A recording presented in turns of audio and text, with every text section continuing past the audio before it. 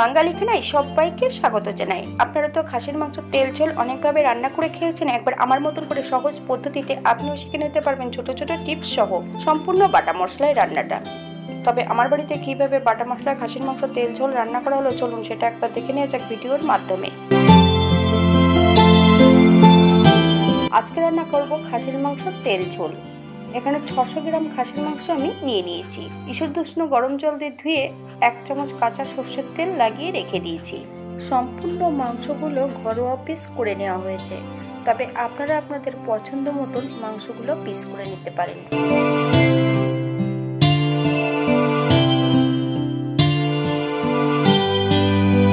একটা কড়াইতে বেশ কিছুটা সর্ষের তেল গরম করে নিতে হবে। 1/2 চামচ নুন আর 1/2 চামচ হলুদ গুঁড়ো অ্যাড করব। এই পর্যায়ে সম্পূর্ণ কেটে রাখা আলুগুলো অ্যাড করব। 7 থেকে 8 মিনিটের মতন মিডিয়াম আঁচে ভেজে নিতে হবে, তবে আপনারা আপনাদের পছন্দ মতন আলুগুলো ভেজে নিতে পারেন।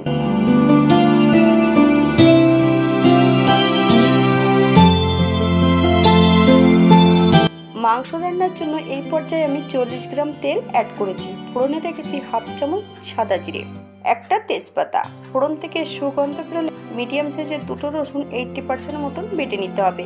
মিডিয়াম আছে 3 থেকে 4 মিনিটের মতন রসুনটা বেশ ভালো করে ভেজে নিতে হবে। রসুন ভাজার এই পর্যায়ে অ্যাড করব মিডিয়াম সাইজের 4টে পেঁয়াজ, বেশ সরু সরু কেটে অ্যাড করেছি। আপনারা আপনাদের পছন্দ মতন পেঁয়াজগুলো কেটে নিতে পারেন। এই পর্যায়ে অ্যাড করব 2 চামচ নুন। আপনারা স্বাদ অনুসারে নুনটা অ্যাড করবেন। মিডিয়াম আছে 4 থেকে 5 মিনিটের মতন পেঁয়াজগুলো ভেজে নিতে হবে, তবে খুব বেশি ভেজে নেব না। পেঁয়াজ যদি খয়েরি করে ভেজে নেওয়া হয় তাহলে কিন্তু মাংস রান্নার সময় পেঁয়াজগুলো সেদ্ধ হবে না।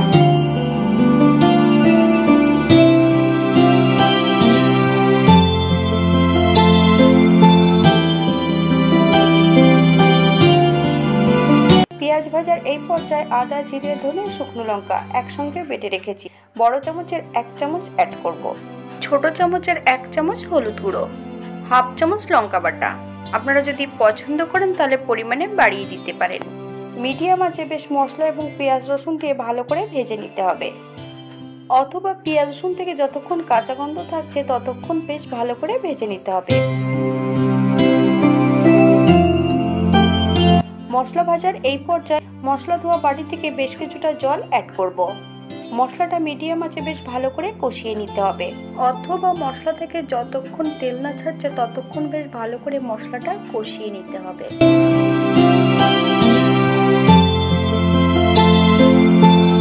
অপর দিক থেকে একটা বাটিতে 2 চামচ টক দই অ্যাড করব। আমি এখানে কিন্তু জল ঝরানো টক দই নিয়েছি।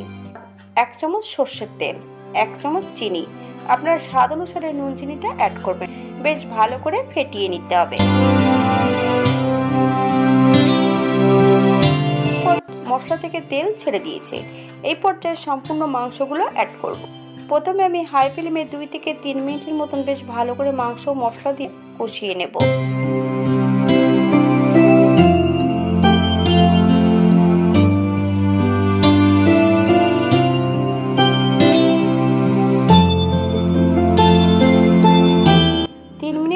এই পর্যায়ে মিডিয়াম আছে 10 থেকে 15 মিনিটের জন্য ঢাকা দিয়ে রেখে দেব। তবে শুধু ঢাকা দিয়ে রাখলে হবে না, ঢাকা খুলে মাঝে মাঝে কিন্তু একটু নেড়ে চেড়ে দিতে হবে, নইলে কড়ার নিচটাতে মাংসগুলো হয়তো লেগে যেতে পারে।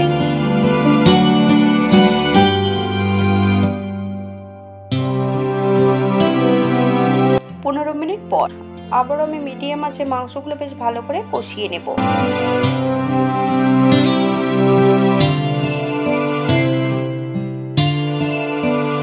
মাংস কষানোর মাঝপথে সম্পূর্ণ টক দইটা বেশ ভালো করে ফেটিয়ে নিয়েছি। এই পর্যায়ে অ্যাড করব।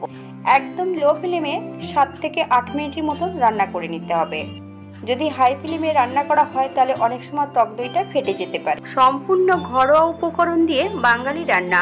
আপনাদের যদি রান্নাগুলো পছন্দ হয় তাহলে চ্যানেলটি সাবস্ক্রাইব করে দিয়ে পাশে থাকবেন, পাশে থাকা বেলটি বাজিয়ে দেবেন, নইলে নিত্য নতুন রান্নার নোটিফিকেশন পাবেন। এই পর্যায়ে অ্যাড করব 3 টুকরো চুই ঝাল। আপনারা যদি পছন্দ করেন তাহলে পরিমাণে বাড়িয়ে দিতে পারেন। যাদের কাছে চুই ঝাল নেই তারা গোলমরিচের গুঁড়ো অথবা কাবাব চিনি অ্যাড করতে পারেন, একই স্বাদ প্রায়। এই পর্যায়ে অ্যাড করব হাফ চামচ নুন। আপনারা স্বাদ অনুসারে নুনটা অ্যাড করবেন। আমি মাংস কষানোর আগে আমি কিছুটা নুন অ্যাড করেছিলাম পেঁয়াজ ভাজার সময়। এই পর্যায়ে হাফ চামচ নুন অ্যাড করব। মাংস কষানোর প্রথম অবস্থাতে যদি নুন অ্যাড করা হয় তাহলে কিন্তু মাংসর থেকে নিজস্ব জলটা বেরিয়ে গেলে তখন আর মাংসটা ভালো কষা হবে না।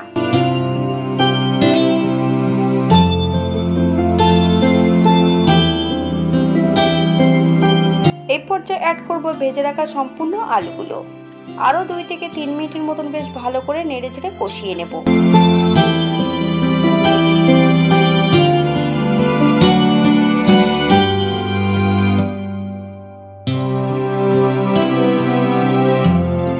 এই পর্যায়ে গ্যাসের ফ্লেমটা অফ করে দিতে হবে। আমি রান্নাটি করব এবার প্রেসার কুকারে। আমি প্রেসার কুকারে 1 কাপ জল অ্যাড করেছি।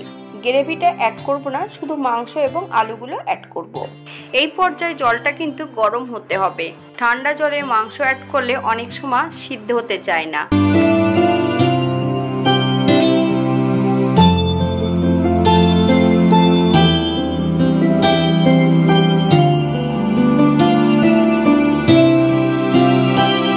সম্পূর্ণ গ্রেভিটা আমি রেখে দিয়েছি। এই পর্যায়ে প্রেসার কুকারে 4টে হুইসেল দিয়ে নেব। 10 মিনিটের জন্য স্ট্যান্ডিং টাইম দিতে হবে। তারপর এটিকে খুলে আবারও আমি বেশ ভালো করে ফুটিয়ে নেব।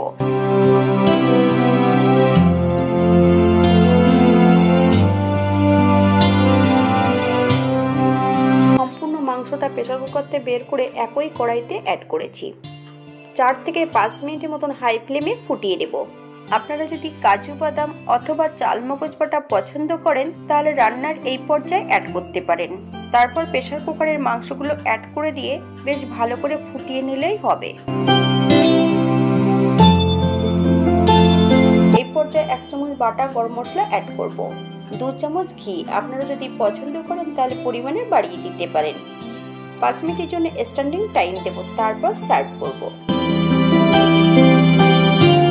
বেশ ভালো করে নেড়ে চেড়ে মিশিয়ে নিতে হবে। এটা দেখতে যেমন ভারী সুন্দর হয়েছে, গরম ভাতে, রুটি, পরোটা সবকিছুর সঙ্গে অসম্ভব ভালো লাগবে। আপনারা বাড়িতে একবার একই পদ্ধতিতে বানিয়ে নেবেন। অনেকের প্রেসার কুকারে যদি মাংস রান্না করা হয় মাংসগুলো প্রেসার কুকারের নিচটাতে লেগে যায়। ঠিক এমনভাবে যদি মাংস রান্না করা হয় তাহলে কিন্তু মাংসগুলো প্রেসার কুকারের নিচটাতে লেগে যাবে না কখনোই। আজকের ভিডিওটি এই পর্যন্ত। সবাই সুস্থ থাকবেন, ভালো থাকবেন। অন্যদিন নতুন রেসিপি নিয়ে আপনাদের সামনে আবার আমি হাজির হব। নতুন ও পুরনো সকল বন্ধুদের অসংখ্য ধন্যবাদ ভিডিওটি দেখার জন্য।